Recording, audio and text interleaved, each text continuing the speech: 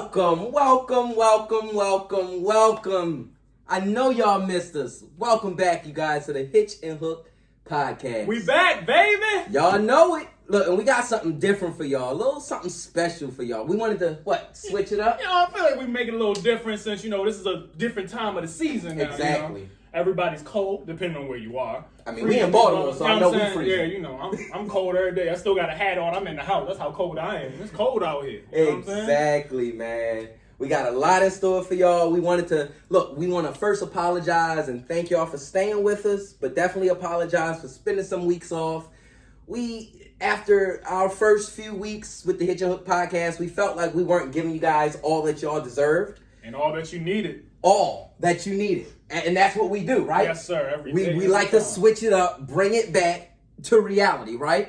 So what we decided to do is bring you guys this new format. Something that's going to show us more the voices behind the Hitchin Hook, but still bring that exact same conversation, that verbatim X's and O's as we do every week with matchups, with players, with coaches, because we know we got a lot to talk about that. So much going on with the coaching carousel, with the player carousel. A lot of people making moves. Bruh. Those who are in and who are out, both. And the fact that I haven't heard any moves from you know what? We're going to hold that for later. Well, y'all got plenty of time since you on the sideline, so, you know what I'm saying?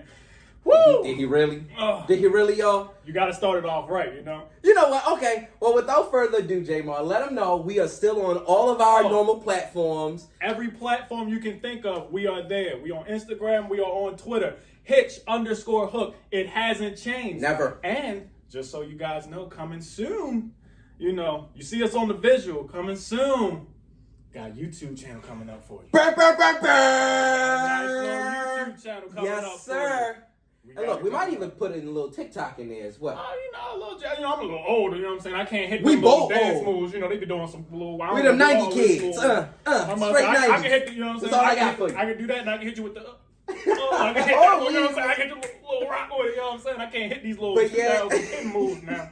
Y'all get back out. I mean, you ain't hitting no moves if I'm being honest, bro. If I'm being straight honest. Listen. In middle school, I was still cutting the rug, bro. You couldn't tell me. Damn, that was an old statement. I just said cutting the rug. The fact that this man said cutting the rug. Cutting the rug. In 2023. Abysmal. Anyway, y'all, look. Without further ado, y'all know we got a big schedule for y'all. A lot of things to talk about. Playoff weekend, baby. Oh, it's the wild card weekend, brother. You know what? I'm going to need a drink for this, so hold on. Let me take a little sip. Guys, it's the wild card weekend. This is probably the craziest weekend that we're going to have outside of last week. By far craziest. By far, for the simple fact of it's elimination time, baby. It's elimination time. Win or go home. That's all it is. That's all there is to it. And these matchups, these matchups are sweet. Very, very sweet. Not as sweet as I thought they would be, but you know think so? It is. Well, the AFC isn't as sweet as I thought it would be, but it is what it is. I mean, it's still it's competitive. You can do a flip of a coin and figure out who's going to be playing with. Look, all our listeners know already, if the Patriots ain't in it, I don't care. My name ain't Bennett, and I don't care. But yeah, no, let's get into these matchups, bro, because we got 6 good games this weekend, starting Saturday. We got Saturday and Sunday football. Yes. Saturday and Sunday. It's the only time I actually like Saturday football. Bro. It's the only time I actually like this shit. Facts, that we can actually stay up and watch it. It's like, it's actual matchups being played. Midday, but we starting at 4:30. Which means 4:30 shot? Oh, you know what? Got to have 4:30 shot. I'm going to just go ahead and... Well, you know what this is. It's 5 o'clock somewhere. Yes,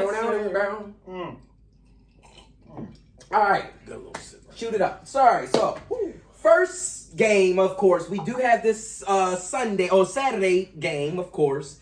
First one, it looked like we got the Seahawks versus the 49ers. Ooh, another NFC West matchup for the third time, bro. It's a couple of those. A couple of divisional matches. We'll get to that. But the NFC's doing some things. They are. But you know who's really been doing some things? Pete Carroll and them Seattle Seahawks. He just bring up Pete. I gotta bring up Pete, bruh. Look what he's doing. I'm listening. Look what he's doing with what he has. Gino, who everybody in America, including myself, Backup quarterback was just a backup. He just relegated. He's a filler. Mm-hmm. He is just to pass the time until we get to the new draft. This man sat here and put up over 4,200 yards. And I'm not putting him past him. That's lovely. For quote unquote backup, 4,200 yards. He's basically up there with the Justin Herberts, with the Joe Burrows and the Patrick's Mahomes of the game. Threw over 20 plus touchdowns. I believe it was 24, 25. I could be wrong, but I know it was over 20. It's just crazy. It's crazy to think that Geno, Mr. New York, because he played for the Jets as well as the Giants, who was really a bust. But this was when the Jets actually had a defense. So they didn't have an offensive line, so we really didn't see early Geno. So I kind of get what you're saying. And they did him dirty by making him take away Eli Manning's Iron Man streak. That sucked. But regardless, beyond that, 4,200 yards. Two of his receivers have over 1,000 yards receiving in DK Metcalf and Tyler Lockett. Wait. So you're saying a team that's not run by Russell Wilson was still able to produce two 1,000-yard receivers? Yeah. Receivers. 15-yard difference, man. 15-yard difference. They had DK, who had 1,048 yards. Tyler Lockett had 1,033. Did you just say Tyler Lockett? Tyler Lockett. What Who is the touchdown machine? 85 right now? Old as dirt. But still putting up numbers. Still putting up numbers to this day. Because who expected the Seahawks to even be in the playoffs? I know I didn't. Not. And what I will say to all of the Seahawks fans, I'm sorry. I never thought that you guys would be this way. Nope. Especially after losing the Russ machine. I thought things were definitely going to go. Broncos Nation. Let's ride right out the playoffs. Let's ride right out them there playoffs. But, okay. He throwing shade at Russ. Clearly, Russ got a lot of improvement to do in Denver. But I did not expect the Seahawks to do exactly or be exactly where they are today. So I give you your props. But what I'm going to do is bring you back to reality. Oh, I'd love to see how you plan to do this foolishness. You know who they're playing, right? I mean, one of the best offensive coordinators / coaching minds in the NFL today in Shanny. All right? Now, granted, they dealing with Mr. Irrelevant, 260-some-odd pick, the last pick of the last year's draft. They're dealing with Mr. Irrelevant, but let's be real. Over the last 5 games, and I know he didn't play well last week with 100 and some odd yards in the air, but over the last 5 games, do y'all know how much this Mr. Irrelevant, the rookie, the last person drafted in the 2022 draft, you know how many yards he averaged over the last 4 or 5 games? Please tell me. I'd love to hear it. What is it? It ain't 100. Oh, did you say 2? Just 200, right? That's average. That's an average number. He's an average quarterback, right? You see me with Mac Jones jersey on, I can throw 200 yards a game. He's averaging over 300 yards a game. And this is against playoff-worthy teams coming out of the NFC, going against playoff-worthy defenses, and he's still averaging 300-plus yards over the last 5 games? I mean, let's be real, bro. And I hate to do this to any fan in San Francisco. But do we have a quarterback controversy? Based on what you're saying, it sounds like it. But I just, real quick, before you want to get deep into whether it's a quarterback controversy. I don't even need you to say that because I already know. Me, Jesus, and all of the fans know that maybe Trey Lance should just be in a quarterback competition with Purdy. Because Purdy's playing what? Quite Purdy. So I'm sorry. That man has showed he is starting quarterback. But I'm listening. Go ahead. But is it Purdy? Or is it the system that Shanahan has him in? That's my question. So are we bringing the old Brady, Belichick, Patriot conversation back? I'm not bringing that up. But that's the same conversation.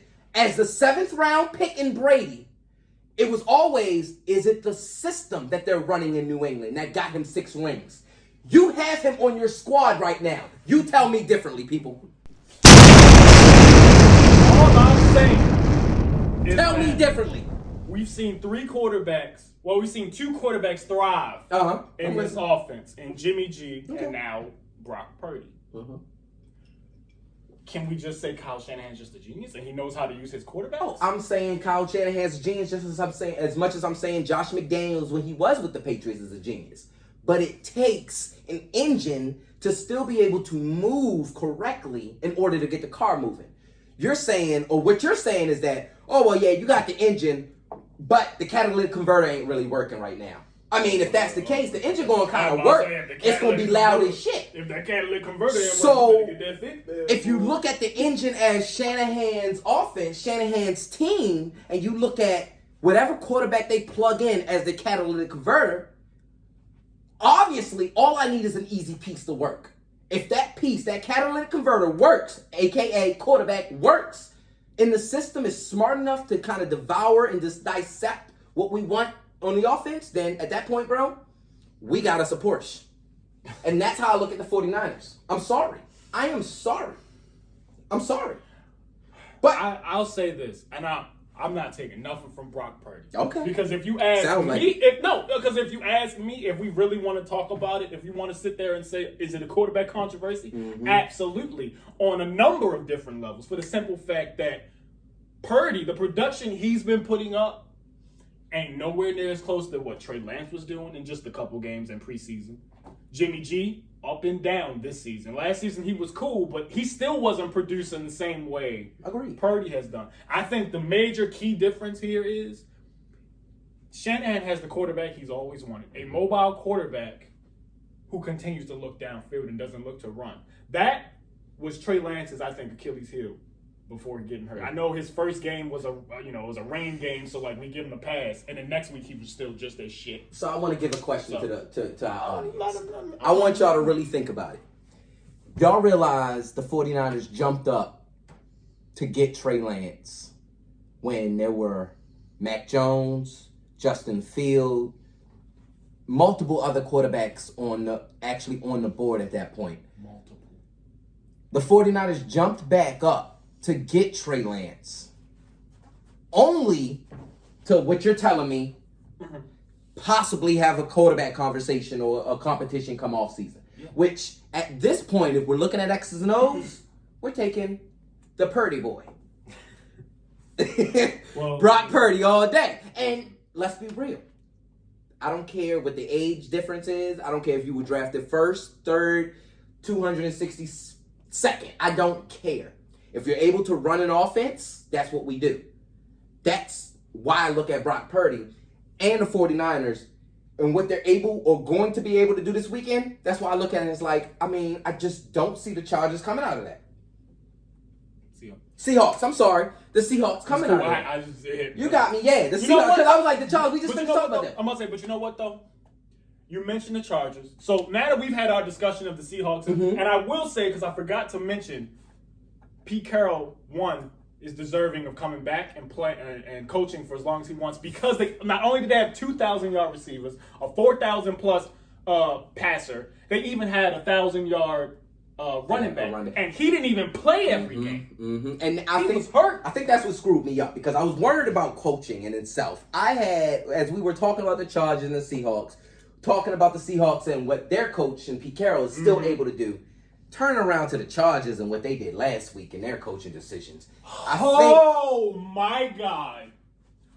Oh, my God. Listen, y'all know I love the Chargers. I talked about them in the beginning of the year. I loved the Chargers. And now their coach is shit. I fucking hate their coach. I can't stand their coach.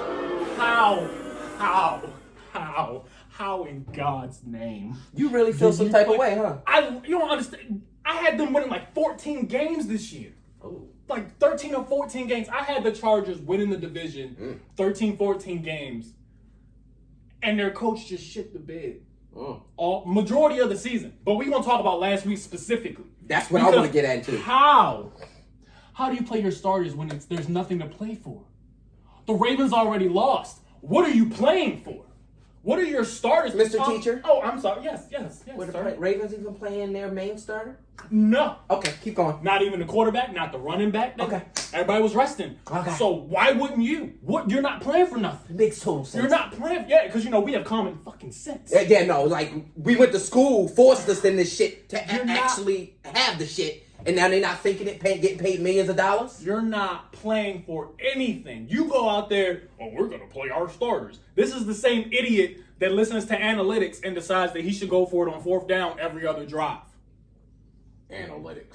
It's so dumb to me. You played them. Now, Joey Bosa hurt. They said he came to practice, so 9 times out of 10, he's probably going to play. Mike Williams, your red zone threat, hurt. Back contusion. He may or may not play. He couldn't even walk off the field. He had to be carted off the field, and now you, Staley, are sitting there with egg on your face looking stupid. Dumbass. Because you decided, I'm going to play my starters to show we fear no one. We're going to play all the way through. Stupid. That's dumb. That's not a winning. Got me hot. That's not a winning mentality. Woosa. That's not a winning mentality.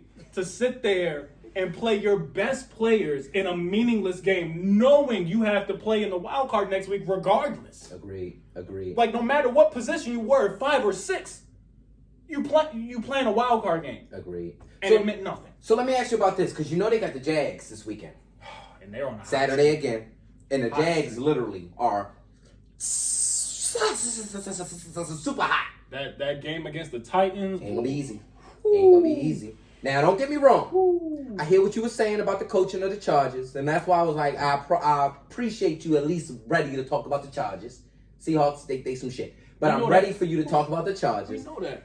I appreciate you giving love and at least opening up the argument for the coaching staff, but we already knew. The Chargers never had coaching staff. I mean, that was their issue multiple years with Lynn and everything of that nature. I think Lynn was way worse. And that's what I'm getting at. Was It's a history of bad coaching. So all I do is look at the roster when it comes down to the Chargers.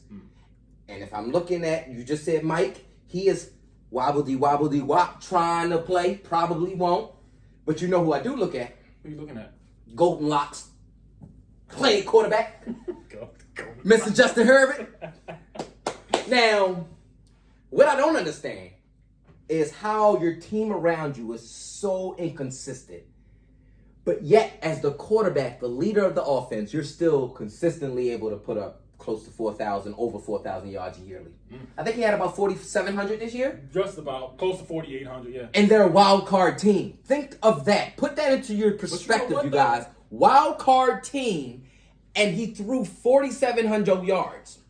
Wild. He's thrown, I believe, 3,000 yards in every season that he's played. So he's averaging 3,200 to 3,300 per year is what you're telling me.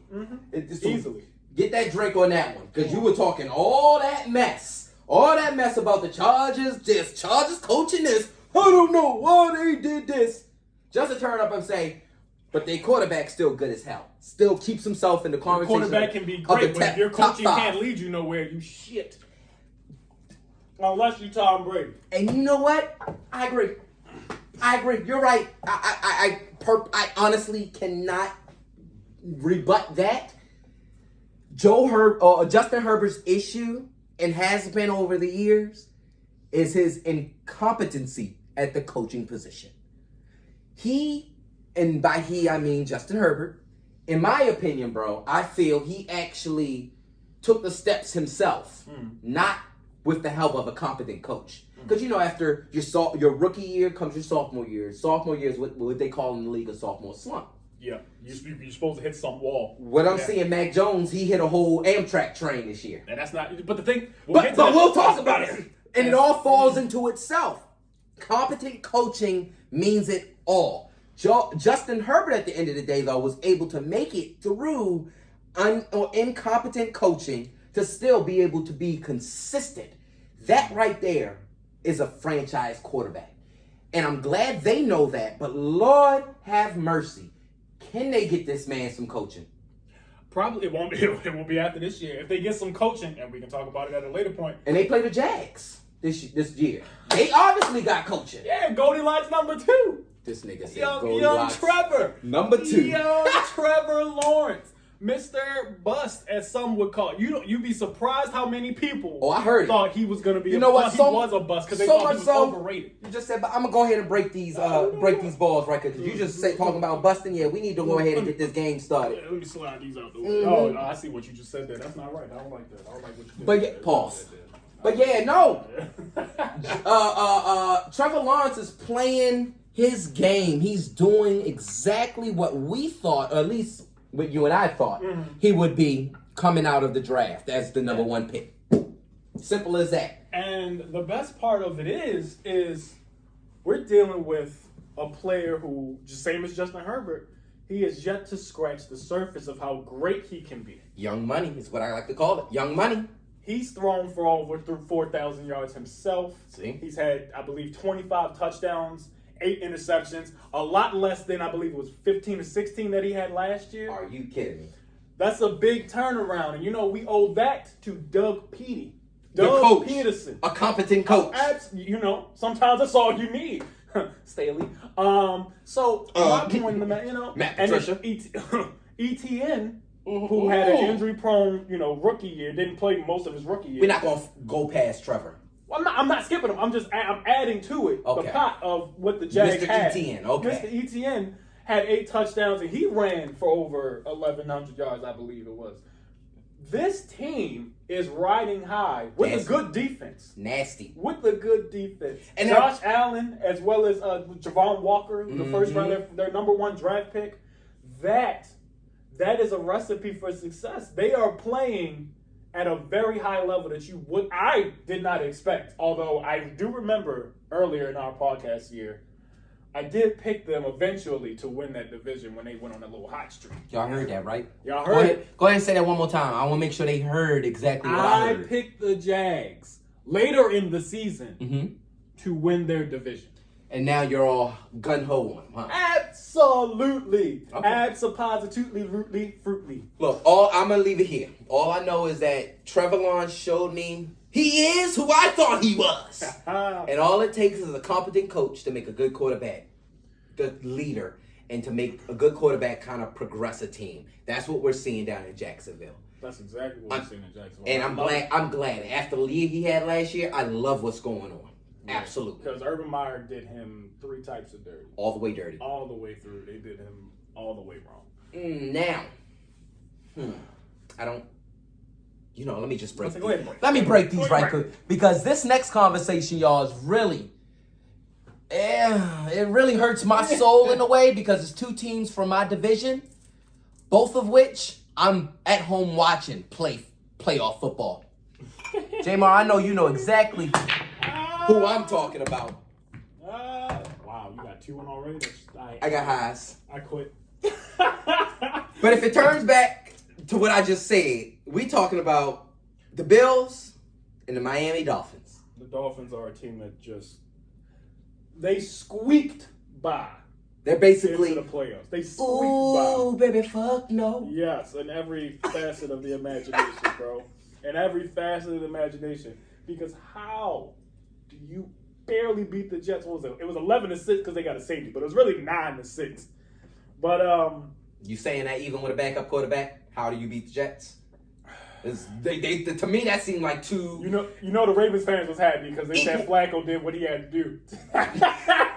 Flacco did what we Which I don't understand with you Ravens fans. I mean, I get it, but why in the world are y'all so quick to give somebody their money and then turn around and kick them out of town just to turn around and say, y'all did exactly what you did? No, I'm sorry. It don't work that way. We're going to talk about the Ravens a little later. Yeah, we are. But yeah, I quite frankly don't have shit to say about the Dolphins or the Bills. I mean, don't get me wrong, Hamlin, I am so glad. God willing and God be the praise that you are breathing now. You're up and running, man. God is good. Let me tell you. Literally.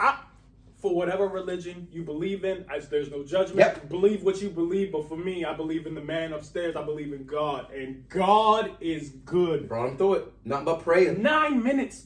9 minutes. 9 minutes, They bro. performed CPR. 9 minutes. 9 minutes. I found out that the max that they do that for is 15. So When I used to work at the YMCA summer camps, we had to go through CPR certification, and that ain't the easiest. No. So all I can say is to the young kid Hamlin, bro, you're in my prayers. You're continuously in my prayers. I'm glad you're home, bro. I'm glad you're home. I'm glad you're talking. I'm glad you're breathing right. I'm glad your mind is good, man. Look, just take it day by day and have the faith that God's gonna bring you above where you actually started. And where you are now, he's going to get you above. So I'm so happy to hear that progression in that. Yes. But there's a big but. What's the but? What's the but? Let me hear it. What's the but? I don't like the Dolphins, nor do I like the Bills. And as much as y'all want to say, oh, Nick, good game. Y'all played a good game against them last week. Y'all did, though. It was a good game. Shut up! I've never seen two kickoff returns in one fucking game against us. Never. But y'all still had a chance. I don't care. I'm just saying. Listen now. So with that being said, I can care less about the Dolphins. I can care less about the Bills. If the NFL makes it and wants to make my wish possible, Make-A-Wish kid, please have both of them losing out of the playoffs. But I'm going to let you talk about them the rest of the game. Well, thank God you're not a Make-A-Wish kid. I'm going to go ahead and get my hit. Because you knocked two of them in. I seen that. And I'm going to get my damn let me tell y'all right now. Bills, Dolphins, that's about to be a boring-ass game. Goddamn Bills. That's about to be a very boring-ass game. Because you know what? You know what? Who on the Dolphins can put up points for him? Because it ain't gonna be Skylar Thompson. You been talking about the third string kid? That's who's finna be playing. Petty still hurt. Because Tua need to retire. You got concussed 3 times this season, bro. 3 times. Three times. Under one of 3 them. months. One of them we were throwing up. No, not to be. Don't take me the wrong way. Throwing up gang signs when he was on the ground. Don't take that the wrong way. I'm not trying to be a dick, but I'm just saying. I'm just saying he was throwing up the gang sign. And they put his ass back in the game. Oh, we're about to... Anyway, so they put him in the game anyway and let him finish it. And then you get another concussion on top of another one. But that's my issue. The NFL wants to have all these quote-unquote concussion protocols and rules. But how do they let that go missing? 3 concussions, you know bro? Because they said something. So because they said something, we addressed it. They did whatever, such and such, but we addressed it. That's what they're going to do because that's how people think. That makes sense, okay. They in their mind, they talked about it. They brought it up. Nothing happened. And that's just, it's all about whose fault is that? And that's on ownership or, what's his name? Goodell. Money Lord. Y'all know, if you listen to us any week prior to this week, I don't like the commissioner, Roger Goodell. One bit. Just don't. I can't stand him, bro. He's garbage. Just don't. He's a money-hungry bum. Just don't. Forgive me. Can you do me a favor, bro? Mm-hmm. Because this is really pissing me off. I'd rather not talk about these teams anymore. You don't want to talk about them? Can we go to the next one? All right. Tyreek Hill's great. Anyway, all right, let's go. We can move on now. Because, Look, y'all, I'm sorry. About to lead y'all division into the championship potentially, All right, for the last year. All right, we got the Vikings and the Giants playing. That's our next matchups. Your boy, Brian DeBall. Your boy. Did you just DeBall him? Mr. DeBall. That's Mr. B-Day-Ball. Man, I just want you to give me my flowers. You got it. You got every bit of them because I definitely didn't think they were going to stay above water. And as I came out in the beginning of the year, what was I saying about them Giants with the addition of Mr. B-Day Ball? Brian DeBall's going to get into the playoffs. He's going to do what he got to do. I don't care. We don't hear that shit. Good job, though. Congratulations. I'm doing all them hand movements. What the fuck? They don't know that. They didn't see you. They don't know that. I synced it. I got you. Did they almost also see you almost fell into the camera? They worried about the wrong thing if they looking at me falling into the camera. It's the knees. Y'all, mind your business. Anyway, let's get into the Giants-Vikings, bro, because you know how I feel about Brian Daboll and them Giants. And you know how I feel about Kirk Cousins and the Vikings and Jay Jeff. Now, can I start? Can I go? You can go. Because I had You're gonna give me first. You got this one. So with that being said, I'm going to put my sword away and explain that Brian Daboll has done exactly what he's did with the Bills. He did exactly that in New York in under a year. How so? He created. For those who don't know, he made. Okay, so as Brian Daboll his first initiation into Buffalo was Josh Allen's rookie year. And if many of you guys don't remember, Josh Allen was, let's say, was one and done. We were definitely looking like he might not be it off 1 year. Let's just put it this way. All my football people, he was Christian Ponder. Ooh, I gotta take a drink. Yeah, that ain't good. So that was after 1 year. What Brian Daboll did was slow the game down. He taught the kid how to look at the field in the best way of which he looks at it. Now, Josh Allen uses his legs first with anything. He uses too much if you ask me. We'll get to that. I'm just saying. But what Brian Daboll was able to do in Buffalo was not only present or create a sturdy offensive line for him, but also move the offense around with more of a spread offense, and move it around so that you have your defensive or defenders, in a sense, having more space between each. When you have receivers out the ass, more than 1, 2, 3 good receivers, most defenses are going to run zone coverages, unless you're Bill Belichick. Then you'll run a nickel, probably a cover one, or if at the least you might run a Tampa 2 and have man on the outside. But that's Bill. But when you're dealing with an offense that has weapons and a quarterback that's able to move around, that's being moved or helped by an offensive line, at that point, it's a matter of what a defense doing to it. All right, so when most offenses or defenses play that cover 3, cover 4, cover 6, because they don't want Josh to go deep, all Josh is going to do is pick and choose whatever hole he throws into, whatever receiver he hits in that hole, or whatever hole he runs down. That's how they won. Tell me that's not what Daniel Jones is doing along with Saquon Barkley and Kenny out there in New York. It's dumbing down this game as much as possible. To me, that is what it takes or what it calls for in being a good offensive coordinator. Anybody can call plays. I mean, I know myself, I played Pop Warner. Northwood Rams out here in Baltimore, let's go. I played Madden. It's the best I got for you. I play Madden too, but that's all I got for you. I also play Pop Warner. High school and down. So it's like, all right, so when you look at that, you look at, okay, I don't know the game fully, but I have the athletic ability to play the game. What I need from you as a coach is to be able to teach me the nuances of the game. That's why I look at coaching higher than the player's talent. And if we're looking in New York, Daniel Jones is some shit when it comes to talent. He just got a big arm. Boo-boo. Oopsie boopsie boo boo. But at the end of the day, if I can dumb this offense down dumb enough to where it's dee and you understand it, you excel. That's where I'm at.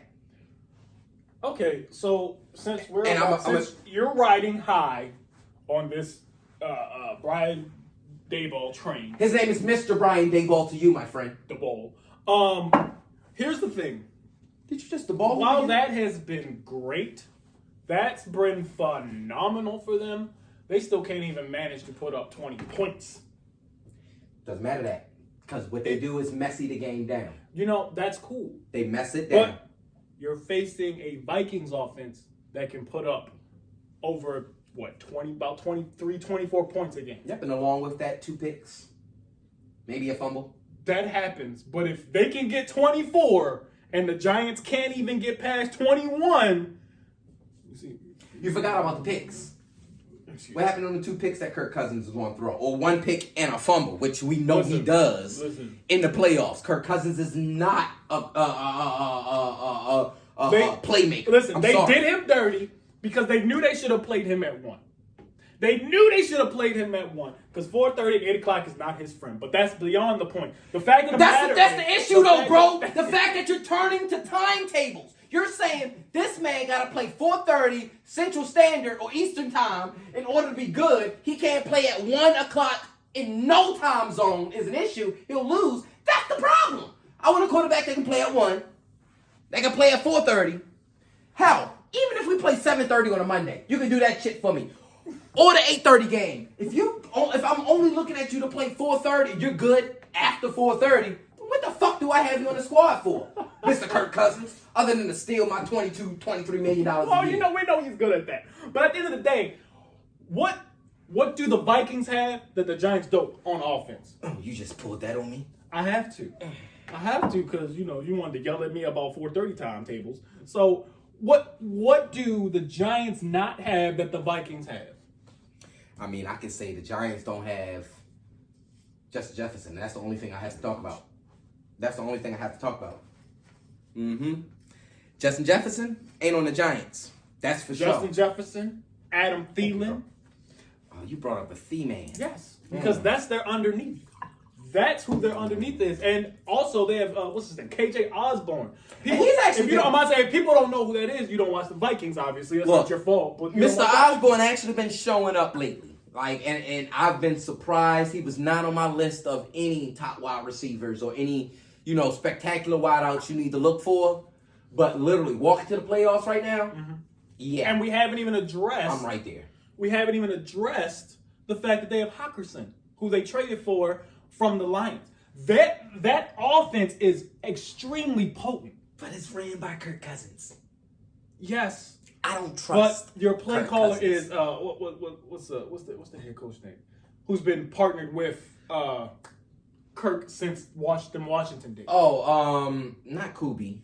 No. Not Gary. We're sorry. We can't think of his name right now. Oh, but either way, the coach he's been cool with him since what? Washington's days in Washington, and they still aren't able to put up points. But he was able to be more productive than RG3 was. Okay. Granted, RG3 got hurt. I'm about to say you can't have those two names in the same conversation. I'm just saying because they both were they were both drafted in the same draft, and it was just kind of like how you gonna draft RG3 and Kirk Cousins, you know what I mean? So it was like, it's just one of those things. Like Kirk Cousins still managed to become a starting quarterback who puts up numbers and can win you games. He got them past. So the it Rams clearly and the sounds. Saints Shut up. in the last 2 Shut years. it up. Yeah, because at least they've been. It clearly sounds like you really, really bang with the Vikings. I don't at all, but I hear you. I'm just saying. I feel like in my head or your head. I don't remember. You didn't hit much. Well, it's mine. It's mine. Get away. That's not. Then that means I didn't hit. That's you know what, y'all? Because the fact that he's losing, I'll let him go again. Shut up. But while he's doing that, I definitely want to get into the next game. We have the. Let's see. Let me get my handy dandy notebook, of course. Looks like we have. Oh man, how did I not remember this? Well, who's next? It's our home. It's the It's these guys right here. From Baltimore Ravens. Woo! I think that's why I forgot about them because Lord knows Baltimore not gonna be happy with what I'm about to say. Woo! So should I start this one to get the bullet shot at me first? Yeah, because they. All right. Y'all know Baltimore. All right, here we go. They are exactly who I grew up and have known to know. They are a team, that will come out hot, slow down, and damn near stagnate towards the end of the season, coming to the playoffs. That's one. They're also a team that second guesses themselves in big situation. As I've been saying all along, maybe that's coaching, maybe that's the organization. I don't know. But if we going for 2 and we got the best kicker in the world, we'll leave that there. That was number 2. Number 3, as much as people want to talk about how Ozzie was so good in picking a roster, picking kids, bringing them from college, putting them on a team, the Ravens organization in itself, and hear me when I say this, have no clue in how to keep a good roster. What you'd rather do is give $120 million to somebody, a quarterback, that ran your offense and got you to the Super Bowl with the help of Anquan, if I have to put that in there. You got to. You'd rather do that. But you don't want to give the man who your offense is solely ran around, the one of which that when he's in the game, he's guaranteed to get you 13 wins per season. At least 13 wins per season. Why is he getting hurt? Oh, let's think of this. The offensive line has always been shit. The Ravens have no clue how to run the ball, when to run the ball, or when to scat the ball. They don't have any a slot receiver, one that's competent enough to take the underneath. I'm pushing it on coaching.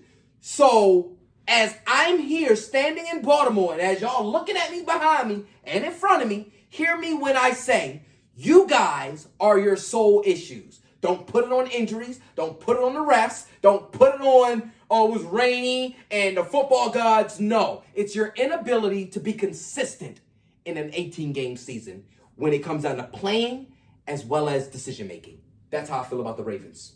The Ravens play the Bengals this weekend. Go ahead, bro. Whew, that's a lot to follow up on, but listen, hear me out, guys.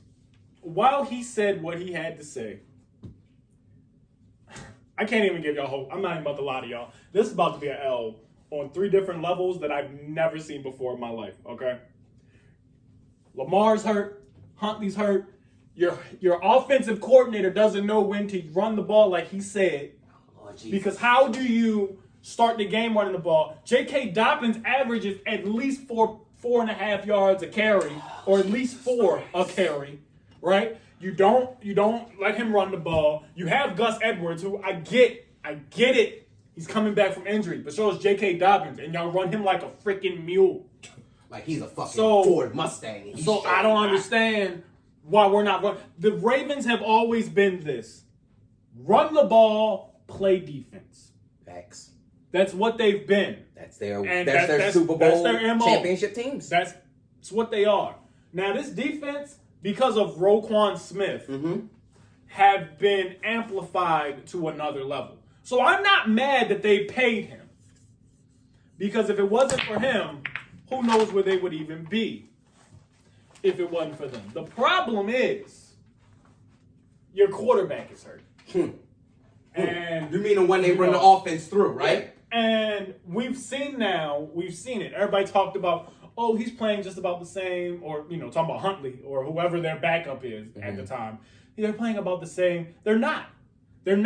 Because Lamar gives you that element that Huntley can't give you. Huntley can run the ball, but Huntley is not the same scrambling quarterback that Lamar is. You're a stat guy. You know the stats. Bring up the stats that the fact that the Ravens with Huntley score 10 to 13 fewer points than they do That was with my Lamar. next point, because I was about to say, because right now, what are they averaging, like 10, 12 points a game? 12 points. And 12.5. with Lamar, they were at least hitting 20. 24.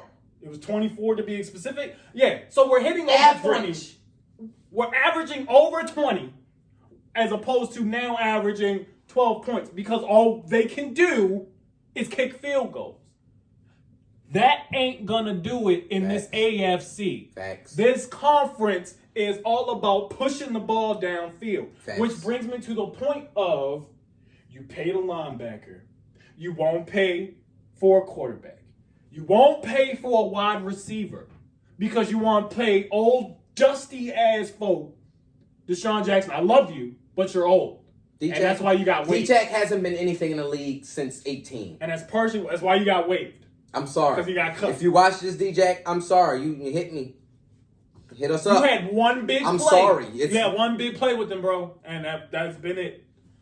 They don't have that receiver. I've been saying it all year. They don't have that true number one receiver to go up and get it. You have Rashad Bateman, but he is not necessarily your go up and get it. He's your chain mover. He's a 2. He is your chain mover. That's what He's a big body that can go underneath with me. Yep. You're not one that runs a full 140 that I need you to We don't even need to get to the Bengals. We know what the Bengals are because we just saw them last week. We know, and we know absolutely know who the Bengals are. Oh, we know Joey B. Mr. Joe Cool number 2. I ain't gonna call him Joe Cool number 1 because we all know that's Montana. All I'm saying, you can look crazy all you want. I'm just saying, it is what it is. Joe Montana can give that up. It's Joe Burrow now. We in a whole different century, and I'm sure majority of the late half millennials, the Gen Zs and Xs would love. They don't even know who Montana is. That's their fault. That's their fault. Do some research. Look, y'all. If you're watching this, go to YouTube. Look up Joe Montana, back in the end zone. Yep. Mm-hmm. That will tell you everything. Type in the catch. Quote unquote. Keep going. Yeah. So we know what Joe Burrow is. I don't even need to point out stats. They nasty. He just came from the Super Bowl last year. They nasty. And he's back in the playoffs with a better offensive line. We could talk about how bad they were or have been, but that's a better offensive line than last year. He's not getting sacked 8 times in a game. It's hard to even want to say what the Ravens could do. Because at this point in time, we don't know what they are. Scratch. We don't know what we're going to get. We don't even know who's going to play. At all. We don't know who's going to play. Lamar clearly hasn't practiced. He's already ruled out. And the boy Huntley, he got shoulder issues. He is gonzo. My man, I scratched. This comes behind. I felt like I could put it where I want to put it. Is that not how it goes? Look, y'all, we in a bar right now. See? Y'all know the vibes that the Hitchin Hook podcast bring you. We here to give you everything in that bar conversation. And I know many of y'all play pool. What happens when you scratch? I don't play pool. As y'all You don't just go move it around the whole table. I'm pretty sure you could. Anyway, bro, so we talked about, them shitholes and them. I'm just mad I'm not in the playoffs right now. I got this Patriot jersey on. Oh, doubled up on me. Oh, that would have been nice. Okay. That would have been nice if I could have got that other one in there. Well, yeah, let's see. Go ahead and. What's next on the list? Because we talked about the Bengals. I want you to go ahead and hit this shot first, because this last game, the 6th game of the week, is one of which that's going to really have you clinching your seat. Is it? On Sunday. The way y'all look, I'm not saying that it's going to be good. No. I mean, hear me out. You want to tell everybody who we talking about? Before we even keep going, let me tell y'all right now. See this shirt? If you matter of fact, do your thing. He gonna do. See this shirt? Super Bowl. Damn Buccaneers. Super Bowl champs, right? Like they got two Super Bowls in 20 years. That's a good thing. 2 is better than 0. So, but 2 and 20 is not better than 6 and 10 or 6 and 20. Keep going though. I'm listening. Who lost undefeated season? So, anyway, and so did the Dolphins. Fucker. So, Bucks, Cowboys. That's probably Monday night. We back. Under the lights in Tampa. At home too. Home game. At home. Love that for me. So y'all gonna go out there and play ugly at home? We bet not. Not with Mr. Dak. I throw picks. Prescott. Mr. Dak. Pick City Prescott. I'm fine with that. Oh. That man has thrown 10 picks. Hella shady. He's thrown. I'm sorry. I said that wrong. He's thrown a pick in the last 10 games. He missed 5 of them. So that basically and he's tied for the league. 10 picks. He's tied for the league in picks. How do you do that? How do you miss 5 of 17-game season and you manage to be tied with, was it 15? I believe 15 with David Mills, the Texans quarterback. That says a lot right there. Just put him in the same sentence as David Mills. Oh my God. That says a lot. So what did we learn from Tampa? I'm not going to say last week because they rested their starters after like the first quarter. But against the Panthers. What did we learn? Outside of y'all defense is able to at least hold things down for the offense. As they've done all year. I didn't actually learn this. I knew this. It's just was confirmed. Y'all still have no offense. Your offense is a 2-minute warning offense. And unless Brady's running it, good luck. You're going to be scoring 13 points a game. Hey, look, I'm fine with it as long as Brady runs it because, my team in the playoffs. So you're fine with a 2-minute... I'm sorry, what? You heard what I said. You want me to repeat it? Oh, let me say it louder. This bitch. At least with Brady on my team, I have made the playoffs.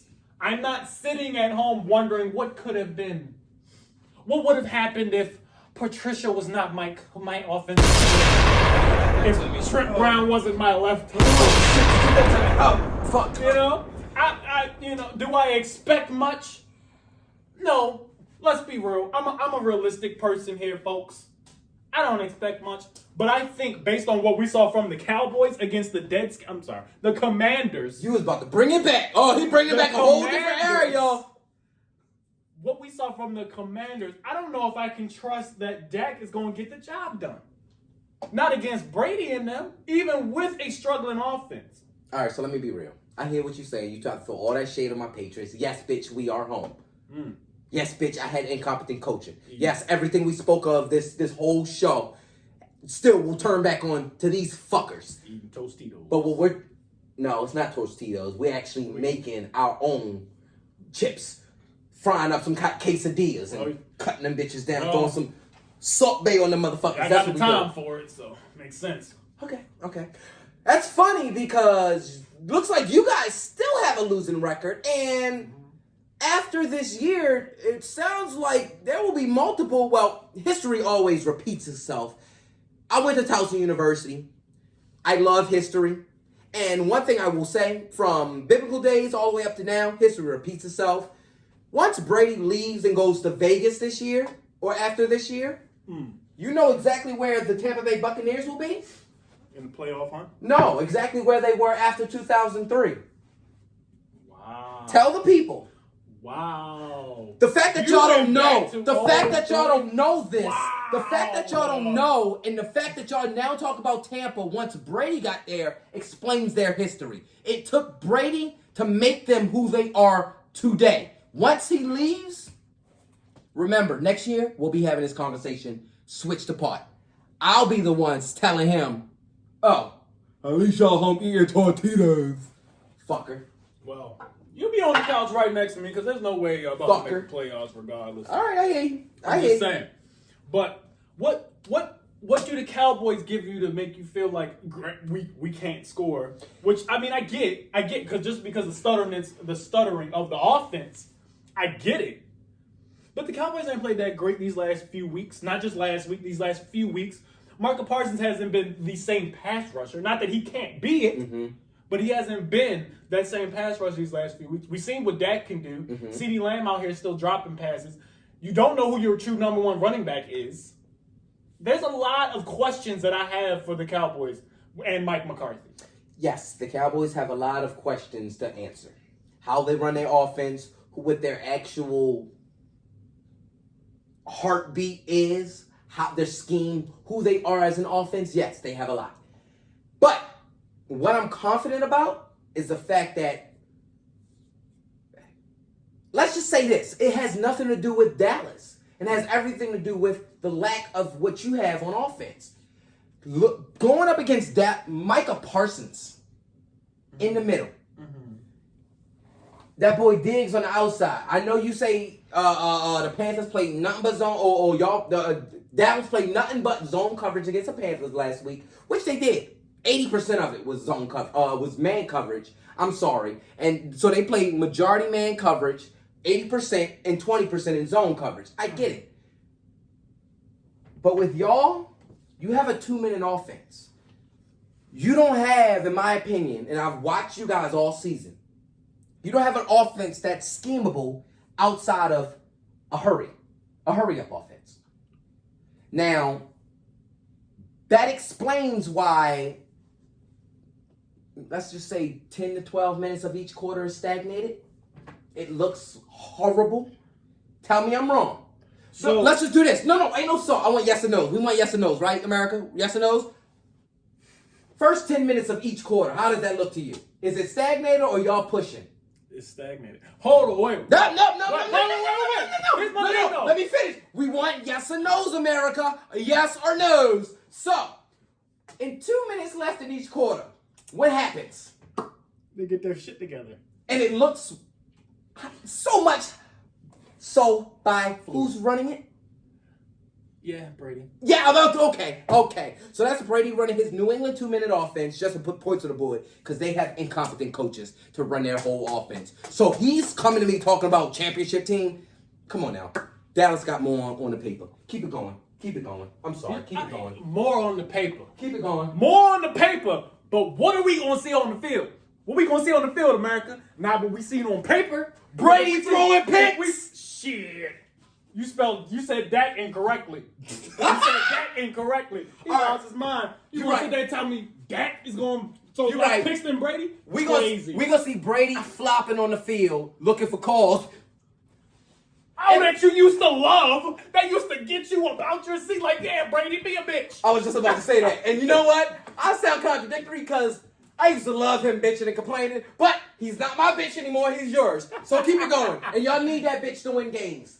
I never said we didn't. But what I will say is what they can't do, what cannot happen What in this cannot? game, I'm listening. Cannot? you can't shoot yourself in the foot. Like, a lot of it... Give me that. Ooh, so close. Mother sucker. A lot of that is we've shot ourselves in the foot. Mm-hmm. They did it, and it's just turnovers. Chris Godwin, I love you. I love you. Hold on to that ball, bro. I'm not saying it's literally your fault. I watched you cover it up and it get punched out with the peanut punch.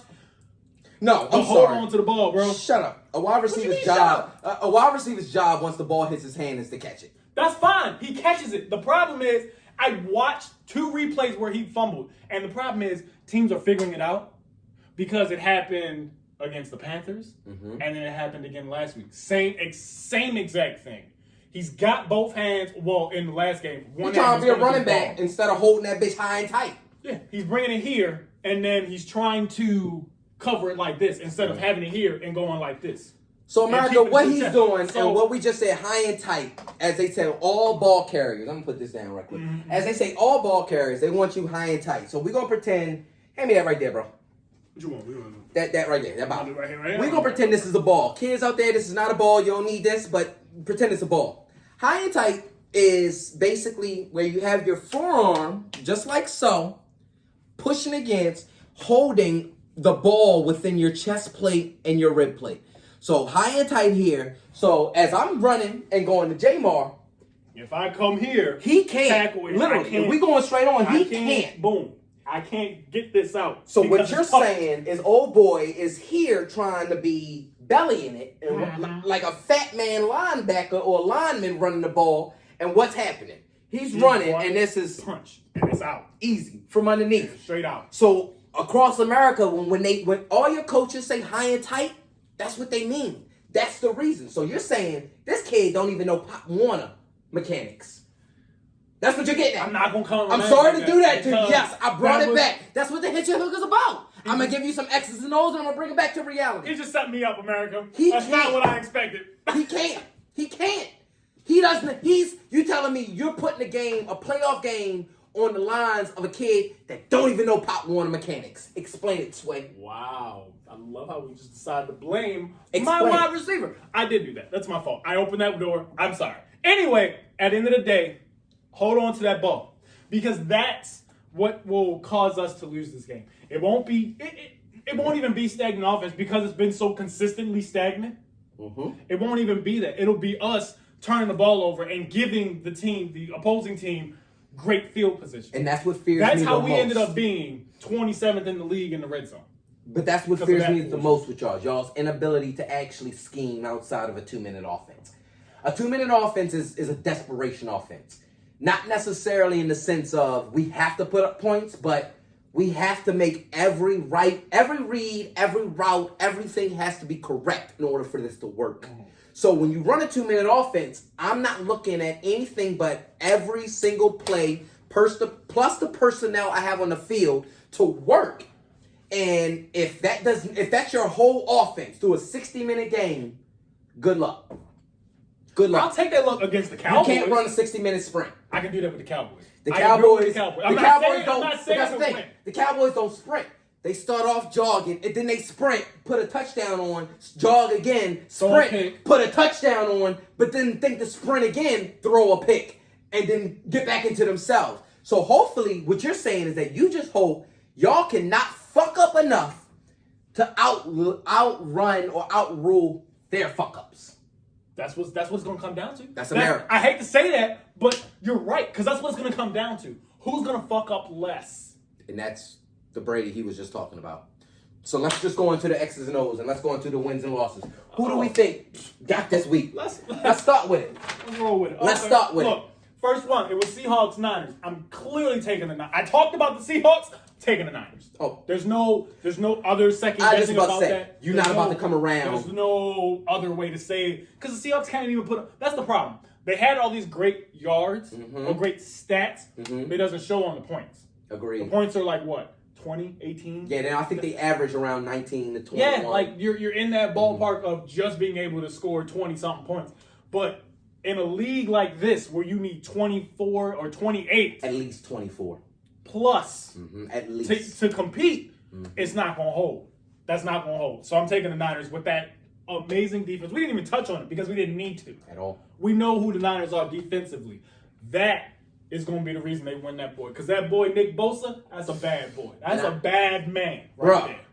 The Bosas, well, if Joey could stay healthy, then they would have been the Watt brothers. They would be both, yeah. But yeah, I totally agree. The 49ers got this one. I just love what that boy Brock Purdy is doing. Like I said earlier, that boy Purdy playing quite Purdy out there on the field. As the 7th round or late round, last round, 260-some-odd pick, Mr. Irrelevant. That boy playing literal playoff football, championship football. So it's Niners on your end. Niners on my end. Sounds like we're on the same page with that one. Rolling on to the next one, we have Chargers and the Jags. We had a nice little discussion about this one, and based on what I said, y'all know what I'm taking. I'm taking the Jags. I love me some Chargers, but I got to take the Jags specifically because Mike Williams is hurt, and I just do not trust the coaching decisions by Staley. Or whatever his last name is. I apologize. Staley. It's Staley. It is Staley. Because every time I say Staley, I think of Joe Staley. Every time I think of Joe Staley. Like I feel like America. This one's hard. Because as I look at the rosters, I look at the matchups. Yes, he's right. They got a squad in Jacksonville. And they're young. Very young. Very young and nasty. Very young and nasty. Help and hinder them at the same time. But I just can't get past that boy Justin Herbert. I can't get past the fact that he's able to put up a consistent game. And if you're telling me in the fourth quarter, 3 minutes left, it's a possibility where it will be a 14-17, 13-17 type of game, I'm taking the arm of Justin Herbert. So I'm gonna go against the grain. Okay. I'm taking them Chargers. Okay. Them LA Chargers, baby. Okay. I know that y'all that's gonna hurt me, but look, I got faith. I got the Chargers. Let's go. Well, keep that faith. Keep that hope alive. We move. Keep that hope. We move into Sunday. Oh, God's Day. Jesus. And we starting off with Giants and the Vikings. Who are you taking? We know, but I did you even have to ask that? You know who I'm taking. You gotta say it. That boy, B-Day Boy. We do. Correction, that's the 4:30 one, the 1 o'clock one. Before we get there, I'm gonna take the Vikings in this. I knew you would. I'm gonna take all of America knew you were taking the Vikings. They didn't even need to hear that. I love me a high-powered offense. They knew how you was dicking down Justin Jefferson and Kirk Cousins. They knew. It was more so Justin Jefferson. So clearly he got the Vikings, but, and he'll get that loss. So there's a reason why I skipped this, because this is an irrelevant ass game, and the Bills and the Dolphins. Like it's got to be the Bills, right? Like there's no way you can pick Miami with Tua out. You know, I think Hill's coming in a little hobbled. I think he'll play, because, why miss that? But I think he's coming in hobbled, so why else pick anything other than the Bills? I hear you. But can I be honest? Quite frankly, it can be the Cucamonga Cracker Killers. I can care less about this game. Whoever wins, wins. Really? Whoever wins, wins. All right, well. I don't care. If it's not my New England Patriots in the AFC East, I don't care. Bengals, Ravens. Fuck the Bills and fuck the Dolphins. Bengals, Ravens? Yeah, we know that answer too. Yeah, that's definitely going to be the Bengals for me. I'm sorry. I would love to pick you. I would love to pick you. I'm not even gonna look at them. You're not healthy. I just told you You're my not issues healthy. with y'all. It's I went the on a Bengals. rant with y'all. You know, once we finish these picks, I have a question for you. But we'll get to the Monday night game. We're gonna get to this Monday night game, Bucks, Cowboys, or Cowboys, Bucks. Fuck the Bucks. You want to hear my question? I want to hear your question. The Bucks, we already know about to lose that game, so keep going. If the Ravens do not franchise tag Lamar, where is he going? Because we all know they're not gonna pay him. They paid the linebacker. They're not gonna pay their quarterback. So it's either franchise tag or he's gone. He ain't getting $250. No, he definitely not. They definitely won't. But who's gonna pay him? But America, y'all know who I actually wanna see Lamar with, who I actually think would pay him if he does not get the franchise tag from the Ravens. And as much as you see a smile on my face right now, just trust inside this is gonna hurt my heart when it happens. And remember, I said it was gonna happen. He going back home. Talking about down south? To Florida. Ooh. Miami Dolphins are right now sitting in a situation where they have Tua Tagovailoa on a 5th-year option with 3 concussions over a month and a half. He's clearly not the future quarterback, franchise quarterback. So, with that being said, why in the world would they not want to go back and get the hometown boy, Lamar Jackson, bring him back to Florida, give him $300 million for 7 years with Jalen Waddle, along with Tyreek Hill and the defense that they got? You think they're just going to give up on Tua like that? I would give up on Tua like that. You would, but that organization is different because they believe. All right. Okay. You're the GM. Matter of fact, no, you're not even a GM. You're the coach. You gotta work with the player. I've been through 3 concussions in a month and a half. Do you think I'm playing football again? Yeah, that's a good point. You said, okay, and even if you say yes, okay, cool. What's your thought process in my next concussion? Week 2. I can't play you. But you already gave me $100 million. What you gonna do? I can't play you. I'm gonna sit out 5 weeks. But you know what? And I'm not taking anything from what you're saying. It depends realistically on the coach's standpoint. Are you like Brian Daboll? Not Brian Daboll. Are you like the Bills coach? Where I watch McDermott. Sean McDermott. I watched my player go down. Bad. Mm-hmm. And both teams, from the Bengals to the Bills, not playing this game. That was a rough night. That was a really very rough night. Are you like that? Or are you going to be like Mike Shannon, where I don't give a damn how hurt you are. You got a brace on or whatever it is. Get your ass out there and play. You sound like me. It all depends on the coach you have. And that aspect is going to depend on the coach you have. But this is the issue. And I agree. I hear what you're saying. Every player, or at least, let's just say 80% of the players in the league, don't necessarily want to sit back and say, oh, I'm hurt, so I don't want to play. But majority of them want to play whether they're hurt or not, because it's not only their livelihood, their business, but bragging rights. I played with this, with that, with that. Now, the inability, or what I initially spoke of with the Ravens organization, was their inability to put a team around and have pay who need to pay and have competent coaching. Look at the Miami Dolphins roster as it is and as it will be for at least the next 3 years, which they have Waddle. Waddle would be the only person that will be coming up a contract out of his rookie contract, his rookie deal. This is his first year, isn't it? Second. So he still got 2 more years. He's got 2 more years. So Lamar will be through majority. Right? Waddle was first round? Yeah, so he's got that option. Lamar will be through majority of the heavy money before they have to pay Waddle. On top of that, they've already paid Tyreek guaranteed. Why they did that? Were able to do that because they had Tua on the rookie deal. So this 5th year is big. Either Tua's going to get his $20 million a year or he's going to be gone. There's going to be another quarterback that's going to get their $20 to $30 million a year to run this team. If you look at the scheme of what Mike McDaniels wants to run, this spread offense, this underneath, over top, outside. Okay. Basically, with the 2, he'll run an over top to move the defense, move your safeties, move your deep corners, move any middle-level defenders, and run underneath as the decoy. So your Z is a decoy 9 times out of 10 to open up your X or your Y. Your Y is running underneath, or your scat back is running underneath as a flat.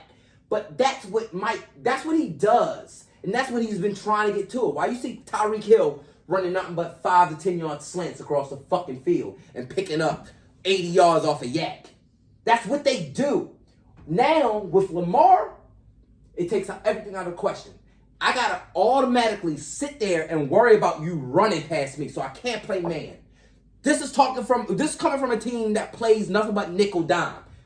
80 to 95% of the time we're playing man coverage. This is what I'm doing. I can't do that now. Yeah. I'm already on the back end. So with Lamar, I'm already 3 steps ahead of you. Okay, cool. All right, I don't even need them on the outside. I'll do me. They got scheme for me. So when they scheme for me, that'll be open. That's 50, 60, 70 points a week. You know what's really Shit's funny? Crazy. You know what's really funny? I love what you're saying. However, I'm staying in the AFC East. However, I'm going to New York. I'm going to the Jets. So you think he's going to the Jets? They got the money to pay him. Look what they did in this last draft. Okay. Look what they've accumulated. I mean, their defense is just they up their defense. It's young as hell. And Sauce out there on the outside. Sauce out there. You got Whitehead as your safety. You got a nice. You got Quentin Williams in them trenches. They got a nice little front. That defense is nice. Yeah. That offense is nice. What's the missing link? The money. Maybe, but I don't think so. It's the money. Because if you give Lamar a deal now, how are you going to bring in Quentin, or how are you going to keep Quentin and Sauce and everybody they picked up when they get to their deal in 3-4 years? In 3-4 years, that cap expands by them. All right, so we're at $480 million at that point. Okay, fine and dandy. But you realize, more importantly, to keep Lamar up, I need a line. Are you not looking at that? I don't think the Jets liner is as bad as you think they are. Oh, it's shit. I don't think it's as bad. I see him twice a year. It's shit. Injury-wise, you can say they're shit. They've been hurt, and you know it. The Jets have been hurt. I get that. The Jets' O-line has been hurt. But that's an issue. That's the reason why I don't bang with Trent Brown on the Patriots. You're either hurt or you're fucking up and healthy. That's the Jets' line. I'm sorry. If you're bringing back Mangle, then fine. I'm cool. But you're not bringing back the early 2012, 2013 Jets offensive line. I just think, because let me ask this, how great is the Dolphins line? I mean, their line's not bad, but not as bad. It's not good, but it's not as bad as the Jets. Look at Zach Wilson. Zach Wilson's been dealing with it. And I'm not saying he's not the reason why he's shit, because he is. He's hot his ass attitude cheeks. Is the reason why, He's hot ass cheeks. He's shit. But prior to his shitness this year, the fact that he had to bounce out of the pocket so many times, the fact that our defense, twice a year, was in the backfield, at least 6 of us. That's an issue. You're not growing a quarterback. You're not growing a quarterback. You can get Lamar, and you can find you a lineman, because they're not that far off, bro. It's not like we need 15 different pieces to be good. So what you're saying is good. The Jets were good. Excuse my language. The Jets were good, and then they faltered because they have piss poor quarterback play. So I hear you, but the Jets don't have a line, and the Dolphins do. So you're telling me, but better than the Jets, statistically this year, better than the Jets. So with that being said, you're telling me that I'd rather go to a team that has a shittier line, that 9 times out of 10 is going to need help with the line, and 9 times out of 10 is going to take money away from my long-term deal just to add to the rest of the team, instead of going to a team that already got everything and winning a couple Super Bowls in a couple of years? How well do you trust the Miami Dolphins defense? I fucking hate the Dolphins. You know I don't trust the Dolphins. But I'm saying. But it's not the Dolphins. It's Lamar. It's his addition. His addition alone. The Dolphins were able to average close to 23, 24 points this year with Tua Tagovailoa, with Who the backup guy? Was it Bridgewater? Teddy Bridgewater and the rookie. They were able to average 20-some-odd points. With Lamar, they're averaging at 30-some-odd points. Remember, just like we said with Baltimore, he alone on the team gives you 10+ more points per game. That alone is going to help Miami. So that's why I'm like, I honestly think if Baltimore don't give my man a jersey or give him his money, he'll be gone. So, I mean, I'm with you. I definitely think he'll be gone if they don't pay him. And it'll be but Miami. We know Ravens are going to be smart because you know what they did. They paid Roquan so they could tag Lamar. But they also paid Joe Flacco just to get rid of him. So they paid Joe Flacco. I'm not. With that being said, they paid him that after a ring. No. After a ring, it's a little different. Yes, but after a ring, that does I'm not mean go Here's ahead the and thing. give somebody money. I don't agree with the move either. I thought it was stupid as shit. I could have went ahead and gave Colin Kaepernick money just because he got us to the Super Bowl at the 49ers when they played the Ravens.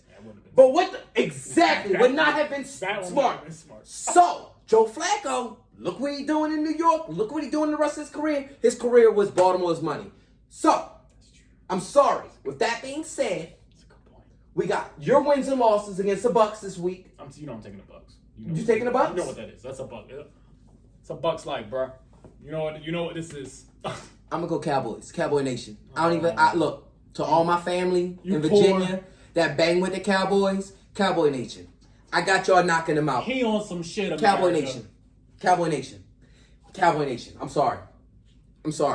And since he seems like I don't know what I'm talking about, we just gonna do this right here. Look, y'all.